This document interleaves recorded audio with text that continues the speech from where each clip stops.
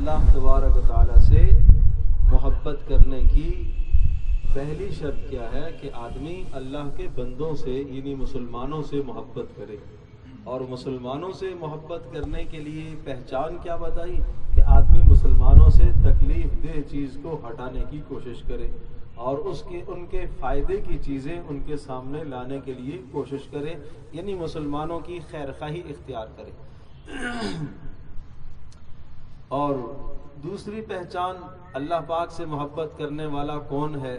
محبت الرسول صلی اللہ علیہ وسلم للہ عز وجل, کہ اللہ سے محبت کرنے والا وہ آدمی ہے جو رسول اکرم صلی اللہ علیہ وسلم سے محبت کرنے والا ہو.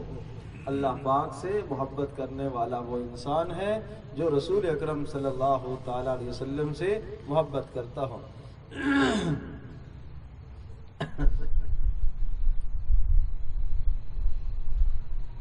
اور رسول اکرم صلی اللہ علیہ وسلم سے محبت کرنے کی پہچان اتباع سنتی ہی, نبی پاک صلی اللہ علیہ وسلم کی سنت کی اتباع کرنا, حضرت صلی اللہ علیہ وسلم کی پیروی کرنا.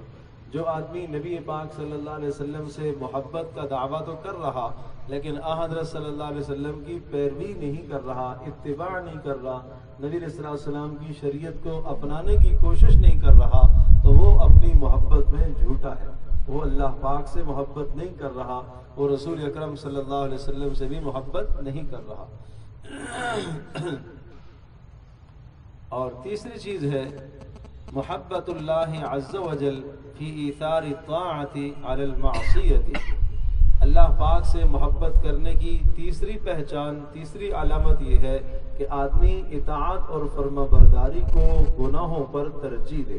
کہ جہاں دو باتیں آ گئی ہیں, ایک چیز میں اللہ کی اطاعت اور فرما برداری ہو رہی ہے اور ایک چیز میں اللہ پاک کی نافرمانی ہو رہی ہے, تو اللہ پاک سے محبت کرنے والا وہ ہے جو اللہ کی اطاعت اور فرما برداری کو اختیار کرے. تو اللہ پاک کی اطاعت اور فرما برداری کو اختیار کرنے والا وہ شخص اللہ تبارک و تعالیٰ سے محبت کرنے والا سمجھا جائے گا.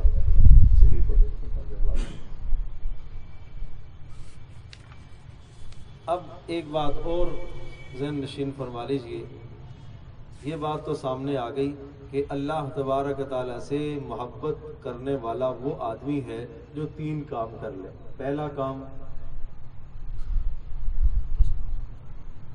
ایمان والوں سے محبت کرنا, یاد رکھنے کی کوشش کریں اللہ پاک تاکہ عمل کی توفیق دے. ایمان والوں سے محبت کرنا.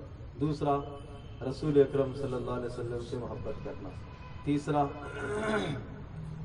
اطاعت اور فرما برداری کو گناہ پر ترجیح دینا. بس یہ تین باتیں ہیں, یعنی اللہ پاک سے محبت کرنے کے لیے تین بنیادیں ہیں. پہلی بنیاد مسلمانوں سے محبت کرنا, کس لیے؟ اللہ کی رضا کے لیے, شریعت کے مطابق. اور دوسرا رسول پاک صلی اللہ علیہ وسلم سے محبت کرنا. اور تیسرا اطاعت اور فرما برداری کو گناہوں پر کیا کرنا؟ ترجیح دینا. اب یہ حاصل کیسے ہو؟ اب اس کے لیے دیکھیے والاسباب الجالبہ لمحبت اللہ عز وجل, اور وہ اسباب کہ جن اسباب کی وجہ سے اللہ سے محبت حاصل ہو, اللہ کی محبت نصیب ہو, اللہ پاک کا تعلق نصیب ہو. پہلی شرط ہے, پہلی بات ہے, پہلا وہ سبب ہے قراءۃ القرآن بالتدبر, غور و فکر کے ساتھ قرآن مجید کی تلاوت کرنا. اس سے اللہ کی محبت پیدا ہوتی ہے. غور و فکر کے ساتھ قرآن مجید کی تلاوت کرنا, تدبر اختیار کرنا. سورۃ الفاتحہ نماز میں پڑھ رہا ہے تو غور کر رہا ہے کہ اللہ پاک مجھ سے کیا کہہ رہا ہے. حدیث پاک میں آتا ہے جب بندہ پڑھتا ہے الحمدللہ رب العالمین, تو اللہ پاک کی طرف سے یہ آواز آتی ہے حمدنی عبدی, میرے بندے نے میری حمد بیان کی. اللہ کہتا ہے میرے بندے نے میری حمد بیان کی. الحمدللہ رب العالمین, ساری تعریفیں اللہ کے لیے جو سارے جہانوں کا پالنے والا ہے.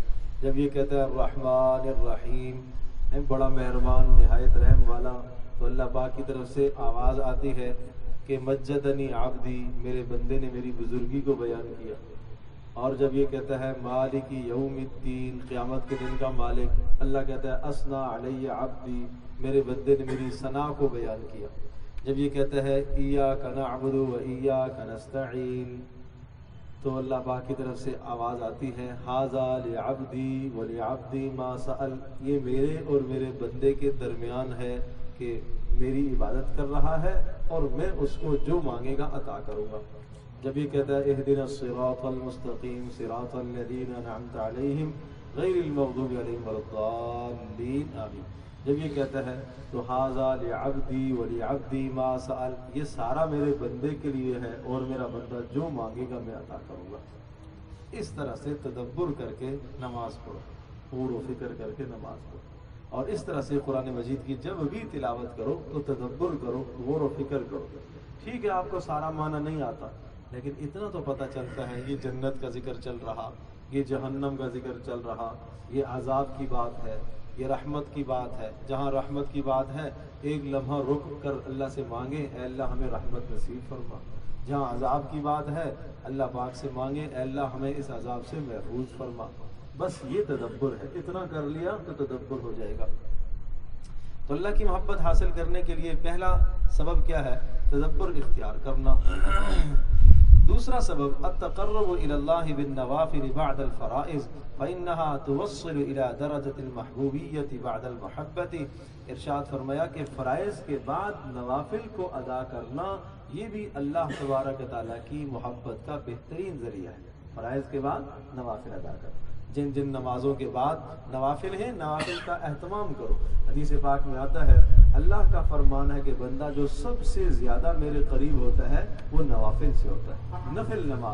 نفل نماز بھی، نفل صدقہ بھی، نفل اعمال، ان سے بندہ اللہ پاک کے قریب زیادہ ہوتا ہے۔ فرض تو کرنا ہی کرنا ہے، ہر حال میں کرنا ہے، چارہ کار ہی نہیں ہے اس کو چھوڑنے کا، لیکن نوافل کے ذریعے سے اور اللہ کا قرب نصیب ہوتا ہے۔ اور تیسرا دوام ذکرہ سبحانہ وتعالی علی کل حال باللسان والقلب والعمل والحال، ہر حال میں اللہ کا ذکر کرتے رہنا، چلتے پھرتے اٹھتے بیٹھتے دل میں اللہ کی یاد ہو، میرا اللہ مجھے دیکھ رہا، میرا اللہ مجھے سن رہا، میرا اللہ میرے ساتھ ہے، یہ دل کا ذکر ہے۔ اور زبان سے جو ذکر کے کلمات ہو سکیں، لا الہ الا اللہ، اللہ اللہ، درود شریف، استغفار، قرآن کی تلاوت، یہ سب زبان کے ذکر، یہ زبان پر چلتے رہیں۔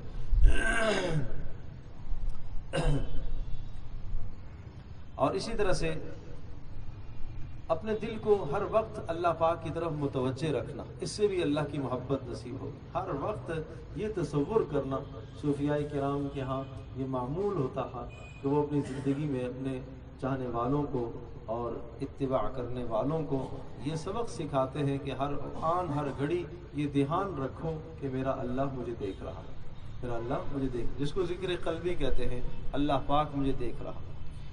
اسی طرح سے پانچواں سبب ہے اللہ تبارک تعالیٰ کی محبت پیدا کرنے کا، اللہ پاک کی نعمتوں کو سوچنا، اللہ پاک کی نعمتوں کو سوچنا کہ اللہ تبارک تعالیٰ نے میرے اوپر کیا کیا نعمتیں فرمائی ہیں، مال کی نعمت، عزت کی نعمت، دنیا کے سامان کی نعمت اور صحت کی نعمت، بے شمار نعمتیں اللہ پاک کی ہیں۔ ان نعمتوں کو آدمی سوچتا رہے، اس سے اللہ تبارک تعالیٰ کی محبت انسان کو حاصل ہوتی ہے۔